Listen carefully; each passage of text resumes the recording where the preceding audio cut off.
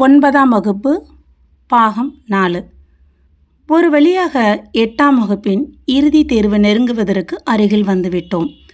முழு ஆண்டு தேர்வுக்கு முன்னால் திருப்புதல் தேர்வுகள் நடந்து கொண்டிருந்தது. முதல் திருப்புதல் தேர்வு நாங்கள் எல்லாம் கொஞ்சம் அலட்சியமாக இருந்த மாதிரி தான் ஆயிடுச்சு. வழக்கத்தை விட குறைவாக தான் மார்க் எடுத்தோம். 2வது திருப்புதல் தேர்விலும் குறைவாக தான் எடுத்திருந்தோம். நான் மட்டுமல்ல, ஏனோ நிறைய மாணவர்கள் அப்படித்தான் இருந்தோம். மாநில அளவில் நடக்கும் 8ஆம் வகுப்புக்கான மெட்ரிக் தேர்வுக்கு நீங்கள் எடுக்கும் இந்த திருப்புதல் தேர்வு மற்றும் முழு ஆண்டு தேர்வு மார்க்குகளை வைத்து உங்களுக்கு அந்த பட்டியலில் இடம் தரப்படும் என்று ரொம்ப ஸ்ட்ரிக்டாக டீச்சர்ஸ் எல்லாம் சொல்லிட்டாங்க. அதற்கு இதை பேஸ் பண்ணி தான் லிஸ்ட்டு அனுப்பி வைப்போம் அப்படின்னு சொல்லிட்டாங்க. ஸோ அதுக்கு ஏற்ற மாதிரி படிக்கணும் என்று சீரியஸாக படிக்க ஆரம்பித்தோம். ஆனால் அதுக்குள்ளே முழு ஆண்டு தேர்வுக்கான அட்டவணையே வந்துவிட்டது. ஏனோ தெரியல, ராஜாவும் பெருசாக ஸ்கோர் பண்ணலை.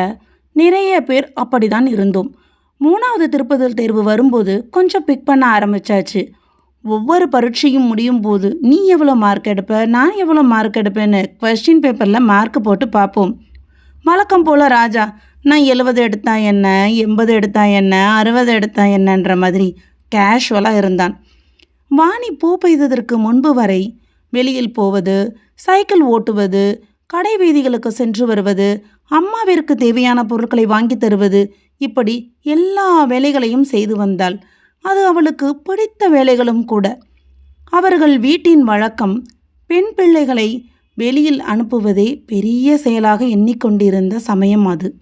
அதனால் வாணிக்கு இருந்த ஒரே சந்தோஷம் அவள் பள்ளிக்கு சென்று வருவது மட்டுமே. பூ பெய்த பின்பு அவள் வெள்ளிக்கிழமை அம்மன் கோவிலுக்கு போவதும் நின்றுவிட்டது. ஏன்? அது அப்படிதான். அவர்கள் அப்படிதான் பெண் பிள்ளைகளை வைத்திருந்தார்கள். அவர்கள் வீடு ரொம்ப கண்டிப்பானது. வாசலில் நிற்கக்கூடாது, எந்த ஆணிடமும் பேசக்கூடாது, கட்டுக்கோப்பான வீடு. அதை எல்லாம் தாண்டி அவளுக்கு இருந்த முழுமையான சந்தோஷம் அவளது படிப்பும், அவளது கனவான ஆசிரியை ஆக வேண்டும் என்ற லட்சியமும், அந்த வயதிற்கேற்ற சந்தோஷமும் ஏக்கமும் பிரியாவை பார்த்து கொண்டிருக்கும் ராஜாவிடமும் வாணியை பார்த்து ஏங்கும் ரவியிடமும் கிடைத்தது. என்னவோ அவளுக்கு பள்ளியில் இருக்கும்போது இருந்த சந்தோஷம் வீட்டிற்கு போன பின்பு கிடைக்காமல் போக ஆரம்பித்தது. ஏனென்றால் அவள் பூ பெய்து விட்டாள். நிறைய கண்டிப்புகளும் நிர்பந்தங்களும் ஏற்பட ஆரம்பித்து விட்டது. குழந்தையாகவே இருந்திருக்கலாம் என்று இன்றும் மனம் ஏங்குகிறது வாணிக்கு. குழந்தையாக இருக்கும் வரை ஒவ்வொரு விஷயங்களையும் அவளது அம்மா பார்த்து பார்த்து செய்வார்கள், அழகு பார்ப்பார்கள். ஆனால் பூ பெய்தவுடன் இப்பொழுதும் அழகு பார்க்கிறார்கள், அவர்கள் விரும்பிய வண்ணம். ஒரே காரணத்தால் அவளுடைய நிலைமையே மாறியது, மனநிலைமையும் மாறியது. இதற்கு யார் காரணம்? அவள் பெரியவளானதா? யாரை சொல்லுவது?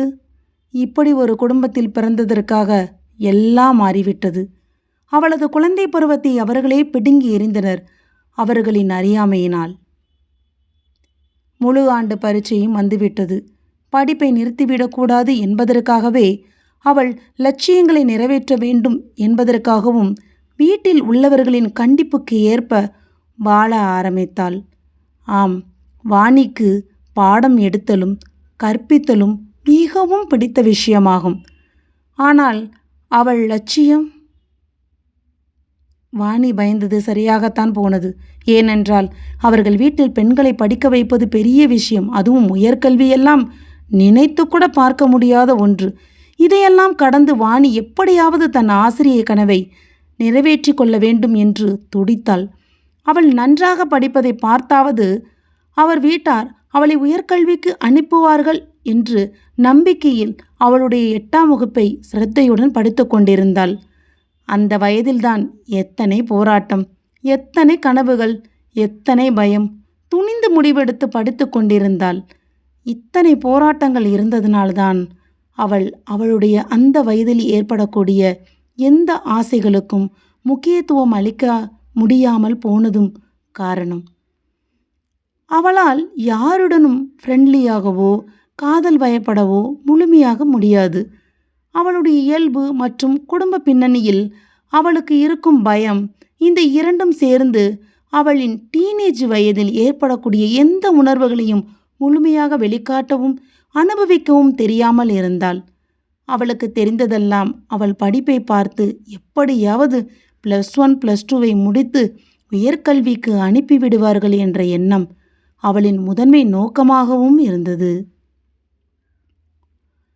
முழுமையாக நன்றாகவும் 8ஆம் வகுப்பில் பரீட்சையை முடித்தாள். ஆனால் ஒரு பயம். அவள் வீட்டில் அவரது தாயார் எப்பொழுதும் கண்டிப்பாக இருப்பதால் தன் படிப்புக்கு ஆபத்து வந்துவிடுமோ என்ற மனநிலை அவளுக்குள் இருந்து கொண்டே இருந்தது. பரீட்சையையும் முடித்துவிட்டால் ஒரு நாள் பக்கத்து வீட்டுக்காரர்களிடம் அவளது தாயார் பேசுகிறார். ஒரு நிம்மதி அப்பொழுது வாணிக்கு கிடைத்தது. வாணியின் தாயார் +2 வரைக்கும் படிக்க வைத்து விட வேண்டும் என்று சொல்லும் அந்த வார்த்தைகள் அவளது காதில் விழ விவரிக்க முடியாத சந்தோஷம். அவளுடைய சந்தோஷத்திற்கு அளவே இல்லை. அப்படியென்றால் ஆசிரியராகிவிடுவோம் என்று முழுமையாக நம்பிவிட்டாள். 8ஆம் வகுப்பின் விடுமுறை நாட்கள் நன்றாக போய்கொண்டிருந்தது. விடுமுறையின் பிற்பகுதியில் ஒரு நாள் திடீரென அவளது தாயார், ஸ்கூல்ல இருந்து உன்னை பார்க்க வந்திருக்காங்க பாரு அப்படின்னு குரல் கொடுக்க, யார் என்னை பார்க்க வந்திருப்பது என்று இவளுக்குள் ஒரு எண்ண ஓட்டம். என்ன அதிசயம் என்றால் வீட்டிற்கு எந்த தோழிகளோ உடன் படிப்பவர்களோ வருவதோ இல்லை. வாணியும் பிறர் வீட்டிற்கு போவதோ நடக்காத ஒன்று. அப்படி இருக்கையில் நம் வீட்டிற்கு நம்முடன் படிப்பவர்கள் யார் வந்திருப்பார்கள் என்று ஆர்வத்துடன் கண்களை விரித்து கொண்டு வீட்டின் பின்புறத்திலிருந்து முன்னோக்கி ஓடி வருகிறாள். எதிர்பார்க்காத ஆச்சரியம் அவளுக்கு. வந்தது ராஜாவும் உடன் அவனது பள்ளியில் பயிலும் மாணவனும். அவளுக்கு சந்தோஷம் தாங்கவில்லை. என்ன பண்ணணும் அவளுக்கு தெரியல. உள்ள வர சொல்ல முடியாது, வர சொல்லவும் தெரியல.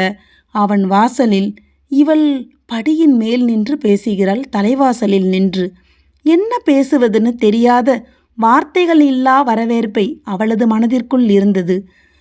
முகம் முழுக்க சந்தோஷ புன்னகைதான். அவர்கள் வகுப்பு ஆசிரியர் ஒரு பட்டியல் தயார் செய்து இருக்கிறார்கள். மெட்ரிக் தேர்வுக்கான பட்டியலில் உன் பெயரும் இடம்பெற்றிருக்கிறது என்பதை ஆசிரியை தெரிவிக்க சொன்னார்கள்.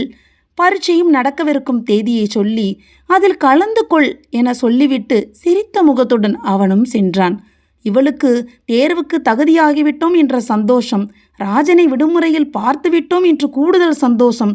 இதை என்னவென்று சொல்வது என்று தெரியவில்லை. வார்த்தைகள் இல்லை அந்த காட்சியை வர்ணிப்பதற்கு, அந்த மனம் அடைந்த பூரிப்பை விவரிப்பதற்கு.